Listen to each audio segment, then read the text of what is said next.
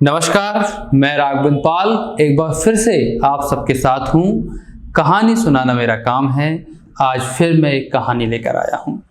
ये कहानी आप लोगों को कुछ ना कुछ मोरल जरूर देगी अगर आप लोगे तो, यानी कि अगर आप इस कहानी से सीखना चाहोगे तो आपको बहुत कुछ मिलने वाला है। तो टिके रहिए इस कहानी में और सुनते रहिए शानदार कहानी। एक राजा एक राज्य पे बढ़िया से राज्य कर रहा था। एक राजा एक राज्य पे बहुत अच्छे से राज कर रहा था। चारों ओर प्रजा खुश थी। राजा को बड़ा गर्व था कि मेरी प्रजा कितनी खुश है। उसे अच्छा लगता था कि मेरी प्रजा खुश है। एक दिन उसने सोचा कि चलो थोड़ा घूम के आते हैं, प्रजा को जान के आते हैं, प्रजा को देख के आते हैं। चला, राजा ने अपनी सवारी स्टार्ट की। मंत्री जी आए। राजा जी, क्या आपके साथ हम भी चलें? सारे सिपाही चलें? नहीं मंत्री जी, मैं अकेले जाऊंगा।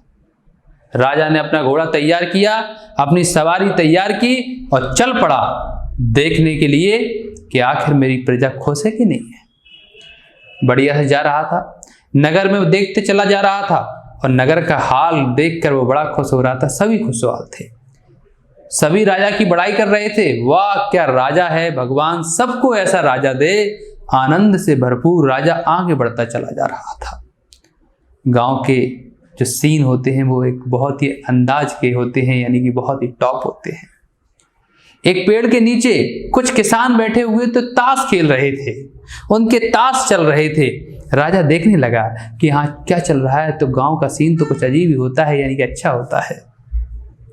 चार लोग बैठे रहते हैं, एक खेल रहा होता है ताश के पत्ते, और जितना खेलने वाला इंटरेस्ट नहीं लेता है उससे कहीं ज्यादा पीछे बैठे जो रहते हैं देखने वाले, वो बड़ा इंटरेस्ट लेते हैं। वो खेल रहा है, पीछे वाला आवाज लगा रहा है, मार मार मार गुल्ला मार गुल्ला मार। उसने लिया और मार दिया खेल में। जैसे वो कट गया, यानी कि वो हार गया, उसको ऐसी गुस्सा आती है, ऐ पप्पू हट रहा है कि नहीं हट रहा है। राजा बड़ा खुश हुआ कि देखो मेरी प्रजा कितनी खुश है। बढ़िया ताश चल रहे हैं, लोग हंस रहे हैं, खेल रहे हैं।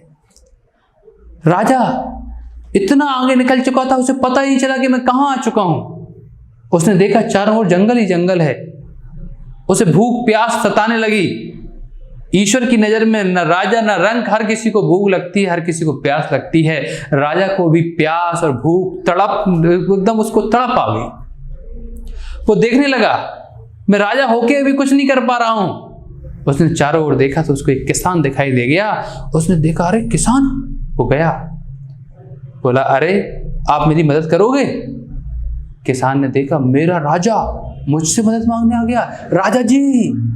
राजा जी आप, हाँ क्या आप मेरी मदद करोगे? मैं बहुत प्यासा हूं, मैं भूखा हूं। अरे राजा जी, लेकिन मेरे पास इतना अच्छा नहीं है जितना आप खाते हो, आपके पास जैसा है वैसा दे दो। किसान ने कहा राजा जी मेरे पास तो रूखी सूट की रोटियां हैं, दे दो। मेरा भूख, मेरी अंदर की जो मांसपेशियां हैं वो कह रही हैं कि खाना दे दो। उसने जब रूखी रोटी खिलाई, राजा को तर्क हो गया। राजा ने कहा वाह क्या रोटियां थी। उसे लगा कि वाह सूखी रोटी में भी क्या ताकत होती है। राजा बोला अरे किसान, तुम्हें जब जरूरत पड़े मेरे दरबार में आ जाना, मैं तुम्हारे लिए कुछ भी कर दूंगा। समय का पलट गया। नई हवाएं नई फिजाएं आ गईं। समय पलट चुका था। कई सालों बाद भयंकर सूखा पड़ गया राज्य में। जब भयंकर सूखा पड़ गया, किसान पागल हो गया, परेशान हो गया, घर का काम नहीं चल रहा था। किसान को याद आया एक दिन राजा आया था, रूखी रोटी खाई थी, उसने बोला था मेरे दरबार में आना, मैं उसके लिए कुछ कर दूंगा। किसान ने अपनी पत्नी से बोला मैं जा रहा हूं। किसान बढ़ गया आगे, अपनी छोटी सी झोलिया लेके किसान आगे की ओर बढ़ चुका। उसका इत्तेफाक यानी कि उसकी किस्मत देखिए कि राजा उसी रास्ते से अपनी सवारी यानी हाथी घोड़े के साथ चला आ रहा है जिस रास्ते से किसान जा रहा है। उसने देखा, उसने कहा राजा तो वही है। राजा जी, ओ राजा जी, आवाज लगाई। राजा के पास सवारी में चलने वाले सिपाही बड़े गुस्से में हो गए। एक मंत्री ने बोला इसको कैद में डाल दो। जैसे ही उसने बोला कैद में डाल दो, राजा जी ने सुना कि किसको कैद में डाला जा रहा है। अरे मंत्री, किसको कैद में डाल रहे हो? राजा जी, कोई बोल रहा है कि राजा जी, ओ राजा जी चिल्ला रहा है। कौन है ये? देखो इसको, मेरे पास लेके आओ। जब उसको पास लाया गया, राजा ने पहचान लिया, अरे ये तो वही किसान है, ये तो वही किसान है जिसने मुझे रूह की रोटी खिलाई थी। अरे इसको फटाफट मेरे साथ ले चलो, इसको महल में ले चलो। महल में ले जाया गया और उस किसान को नभाया धवाया गया, बढ़िया कपड़े पहनाए गए।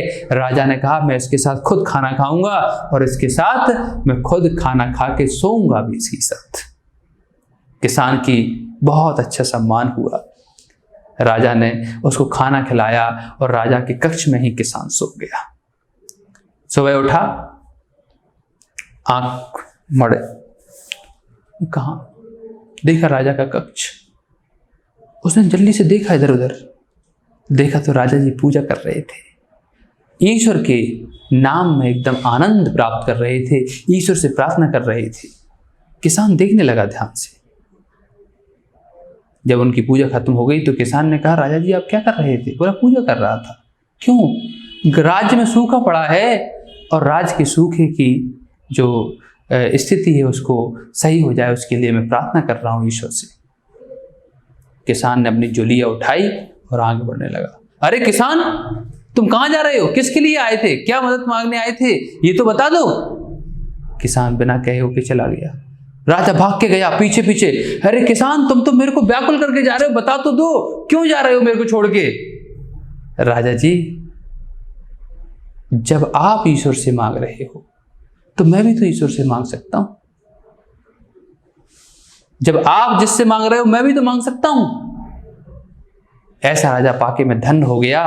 आपने मुझे सिखा दिया कि हमें बीच के माध्यम से ना जाते हुए ईश्वर से मांगना चाहिए। यानी कि जब आप ईश्वर से मांग रहे हैं तो मैं भी ईश्वर के सहारे रह सकता हूं। मैं क्यों आपके सहारे रहूं? अपने कर्म और ईश्वर पर विश्वास करते हुए मैं आगे बढ़ूंगा। राजा बड़ा खुश हो गया। राजा ने उसको गले लगा लिया। ये थी हमारी परम आनंद वाली कहानी। मैं राघवेंद्र पाल विदा लेता हूं। मिलता हूं अगली कहानी में। Thank you very much. Thanks a lot.